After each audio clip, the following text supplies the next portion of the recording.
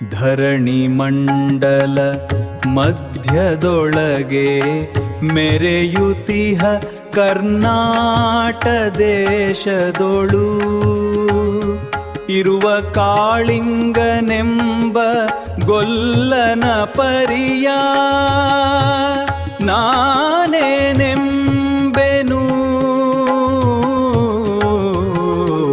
ನಾನೇನೆಂಬೆನು.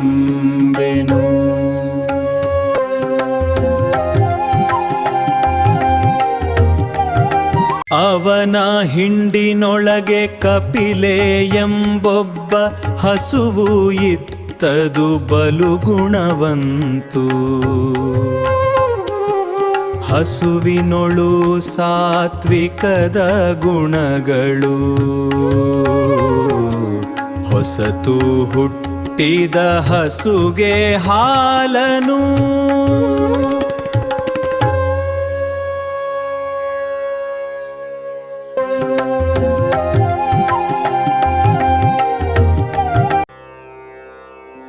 ಕೊಟ್ಟು ಕುದಿಯುವ ಹಸಿವ ತಣಿಸಿ ಬೆಟ್ಟದತ್ತಲೆ ಮೇಯ ಹೋಗಲು ಬೆಟ್ಟದೊಳಗಿಹ ಹುಲಿಯೊಂದದು ಬಂದು ಅಟ್ಟಿಸಿಕೊಂಡು ಬಂದಿತು.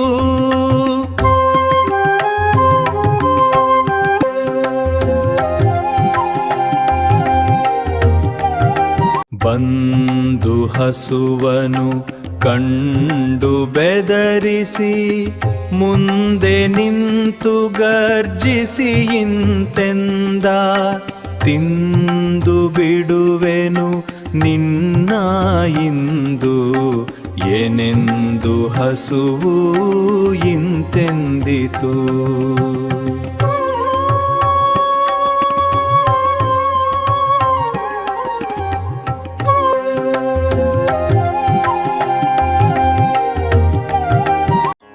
ಒಂದು ಭಿನ್ನಃ ಹುಲಿರಾಯ ಕೇಳು, ಕಂಧನಿಹನು ಮನೆಯೊಳಗೆ ಒಂದು ಬಾರಿ ಮರಳುವೆ ನಾನು, ಕಂಧಗೆ ಹಾಲನು ಉಣಿಸಿ ಬರುವೆನು, ಕಂಧಗೆ ಹಾಲನು ಉಣಿಸಿ ಬರುವೆನು.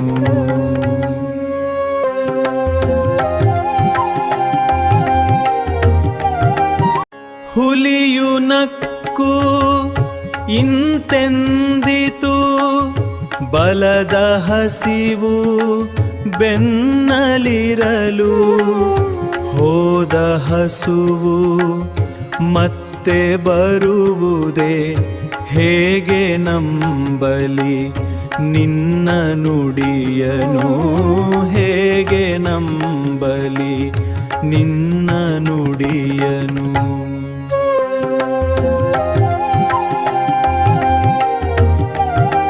ಸತ್ಯವೇ ನಮ್ಮ ತಾಯಿ ತಂದೆ, ಸತ್ಯವೇ ನಮ್ಮ ಬಂಧು ಬಳಗ, ಸತ್ಯವಾಕ್ಯಕ್ಕೆ ತಪ್ಪಿ ನಡೆದರೆ ಮೆಚ್ಚನ ಪರಮಾತ್ಮನು.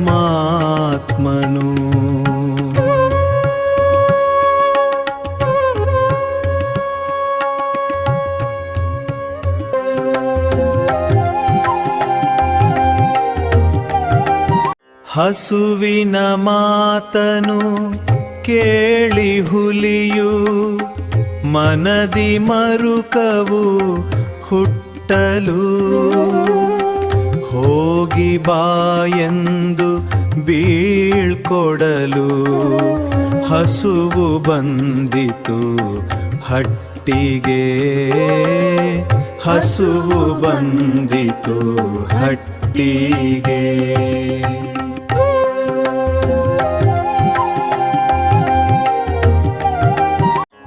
ಕಂದನ ಕಂಡು ಕಣ್ಣೀರು ಸುರಿಸಿ ಚಂದದಿ ನೆಕ್ಕಿ ಮುದ್ದಾಡಿ, ಕಂದ ಕೇಳೋ ಹುಲಿರಾಯನಿಗೆ ನಾನು ಬಂದೆನೆಂದು ಮಾತನಿತ್ತೆನು.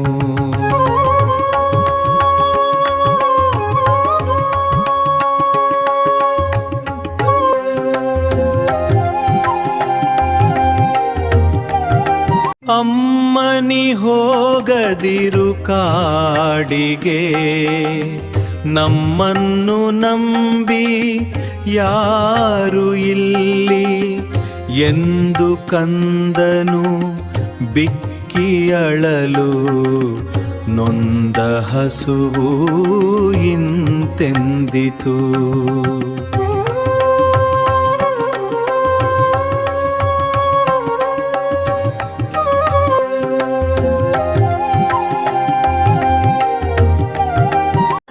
ಹಿರಿಯರು ಹೇಳಿದ ಮಾತನು ಕೇಳು, ಸತ್ಯವೊಂದೇ ಸಾಕ್ಷಿ ನಮಗೆ ಎಂದು ಹೇಳಿ ಕಂದನ ಬಿಟ್ಟು ಹಸುವು ನಡೆದಿತು ಕಾಡಿಗೆ.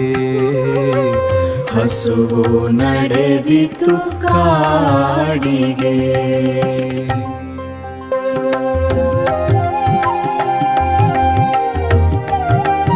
ಕಾಡ ಸೇರಿ ಹುಲಿಯ ಕಂಡು ನೋಡು ಬಂದೆನು ತಿನ್ನು ನೀನು ಎಂದು ಹಸುವು ನಿಂತಿರಲು.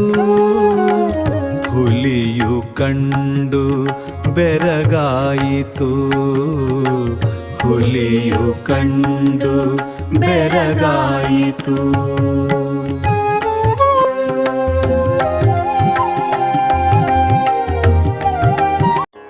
ಸತ್ಯವಂತಳ ಇವಳ ಕೊಂದು ಹೆತ್ತ ಪಾಪವ ಹೊರಲಾರೆ ಎಂದು ಹೇಳಿ ಹುಲಿರಾಯನು ಬೆಟ್ಟದ ಮೇಲಿಂದ ಹಾರಿತು.